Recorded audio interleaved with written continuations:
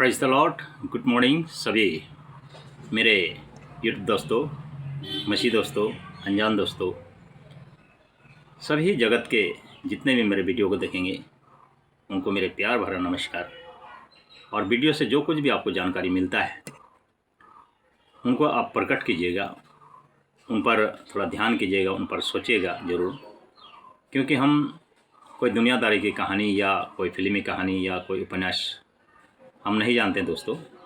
हम पवित्र शास्त्र से ही आपको कुछ बताने की कोशिश करते हैं और आशा करते हैं कि इसी दो शब्द से आपका जीवन में एक उन्नत लेके आए और एक प्रगति लेके आए, और इस जीवन के बाद में और एक जीवन जो है उस जीवन को पाने के लिए मार्ग को आपको जानकारी हो जाए और उस मार्ग में चले, और आप इस जीवन के बाद में और एक जीवन जो है कि उस जीवन को पाने के लिए सक्षम हो जाए।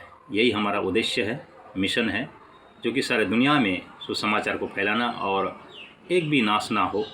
मनुष्य जाति जो है कि उद्धार के लिए सृष्टि किया गया, उद्धार मोक्ष प्राप्ति उनको मिले।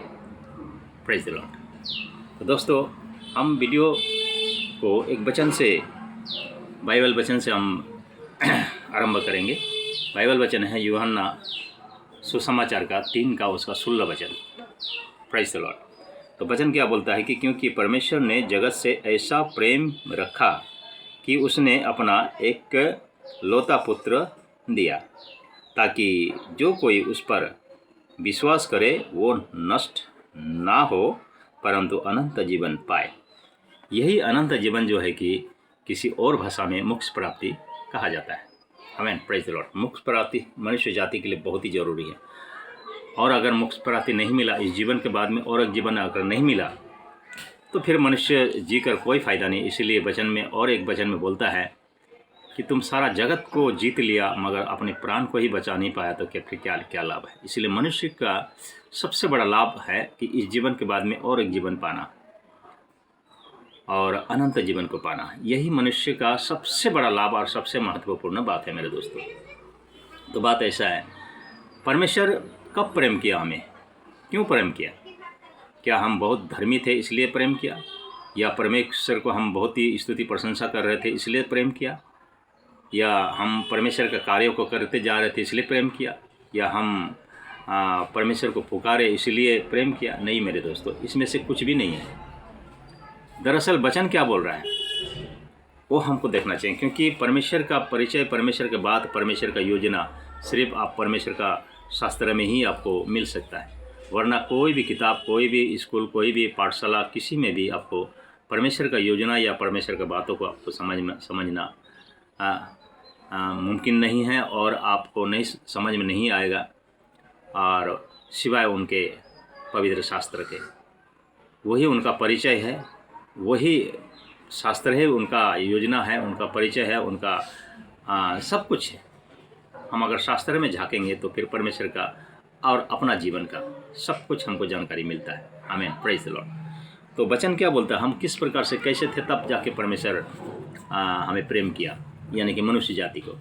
तो वचन बोलता है आइजाया भविष्यवक्ता का 53 अध्याय का उसका 6वां वचन बोल रहा है कि हम तो सब के सब भेड़ों के समान भटक गए थे, हम में से हर एक ने अपना अपना मार्ग लिया, और यहोवा ने हम सबों के अधर्म का बोझ उसी पर लाद दिया।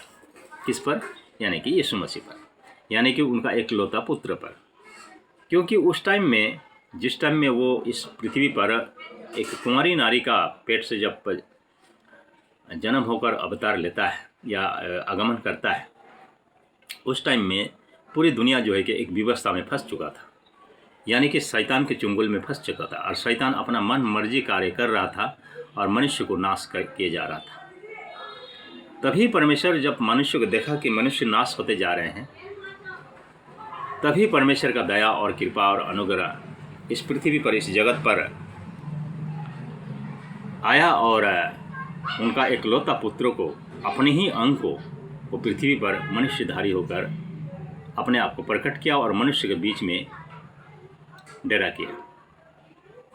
मनुष्य के बीच में डेरा किया और डेरा करते हुए मनुष्य को समझाया और मनुष्य को लाइफली उनको फेस टू फेस बातें करते हुए उनकी भाषा में, उनकी सिस्टम में, उनकी सोच विचार में वो बात करते हुए उनको जीवन की ओर यानी कि मोक्ष की ओर मोड़ने लगा, बचाने लगा। और अगर वो नहीं आता तो आज मनुष्य जाति पूरी पतन में और पूरी नरक की तरफ चले जाते। तो आज प्रभु का जो भी उद्देश्य रहा, परमेश्वर का जो भी उद्देश्य रहा, मनुष्य का उद्धार के लिए, छुटकारा के लिए, मोक्ष प्राप्ति के लिए, क्योंकि इस जीवन के बाद में और एक जीवन जो कि तय करके रखा है परमेश्वर, और वो जीवन है आत्मिक जीवन, और वो आत्मा जो है कि हमारे अंदर में है। हर एक मनुष्य का अंदर में एक आत्मा होती है, वही आत्मा ही जो है कि कभी नहीं मरने वाला, और वही आत्मा को ही एक या तो अनंत जीवन मिलेगा या तो अनंत जला यानी कि अनंत नरक। अगर आप परमेश्वर को पा लिए और परमेश्वर को जान गए, समझ गए और मोक्ष प्राप्ति का मार्ग को जान गए, तो फिर आप परमेश्वर को जान गए, परमेश्वर का अनुयायी में चल के, पीछे चल के अपने जीवन को आप बचा सकते हैं। फिर आप जब परमेश्वर में सो जाएंगे, यानी कि परमेश्वर को याद करते हुए विश्वास में अगर मर जाते हैं, तो आपका आत्मा को वो एक स्वर्ग लोक, ये एक इंग्लिश में पैराडाइज बोला जाता है, उस स्थान पर पहुंचाया जाता है, ताकि अंतिम न्याय में या तो रापचार में, यानी कि प्रभु दूसरी बार जब गुप्त आगमन करेगा अपने धर्मी जन को इस पृथ्वी से उठाने के लिए, तब आपका उस आत्मा को सबसे पहले एक महिमा का शरीर प्रदान करते हुए जीवित करके लेके आएगा, जो कि वचन बोलता है। ये कोई कहानी नहीं है मेरे दोस्तों, ये वचन सत्य वचन यानी कि पवित्र वचन बोलता है। इसीलिए आज मैं उदाहरण स्वरूप में आप सबको एक बात बोलना चाहता हूँ। जैसे कि लोग फंसे हुए थे, कहाँ पर फंसे हुए थे? पाप पर फंसे हुए थे। पाप क्या है? पाप एक नाश होने वाला कारण है। पाप का मजूरी जो है कि वो मृत्यु है, यानी कि नरक। और इसको लूसीफर शैतान, जिस प्रकार से हम शास्त्र के अनुसार देखते हैं कि लूसीफर शैतान पूरी रीति से पृथ्वी पर पूरी 100% में अधिकार कर रहा था और लोगों को नाश कर रहा था, उससे मुक्त करने के लिए ही वो आया। आप सोच के देखो, एक उदाहरण मैं आपको बता रहा हूँ। जैसे कोई एक व्यक्ति कुछ अपराध में फंसकर जेल चला जाता है। जेल जाने के बाद में उनको छुड़ाने के लिए एक क्या चाहिए? एक जमानत वाला चाहिए। और जमानत वाला अगर कुछ क्रिमिनल अगर कुछ दागी है, उनका कुछ अगर ऐसा रिकॉर्ड है, तो फिर वो जमानत नहीं दे सकता है। और जमानत वही दे सकता है जो कि निष्कलंक है, कोई भी उनका ऊपर में कोई केस नहीं, कोई गुनाह नहीं है, सरकार के कानून में यानी कि व्यवस्था में उनका नाम पूरा क्लीन है, और एक जिम्मेदारी व्यक्ति है वो, और एक मतलब बाशिंदा है, इस देश का बाशिंदा है, ओरिजिनल बाशिंदा है, यानी कि वारिस है, वही जमानत दे सकता है।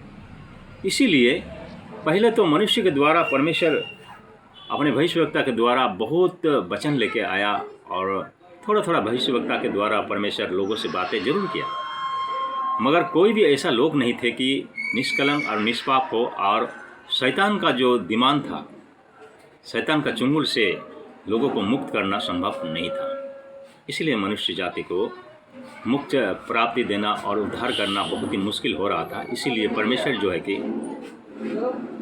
जो है कि उसी वक्त सोच लिया कि मनुष्य जाति को अगर मुक्त प्राप्ति दिया जाए या उनको अगर उद्धार दिया जाए, तो फिर शैतान का जो भी दिमाग है उनको चुकाना पड़ेगा।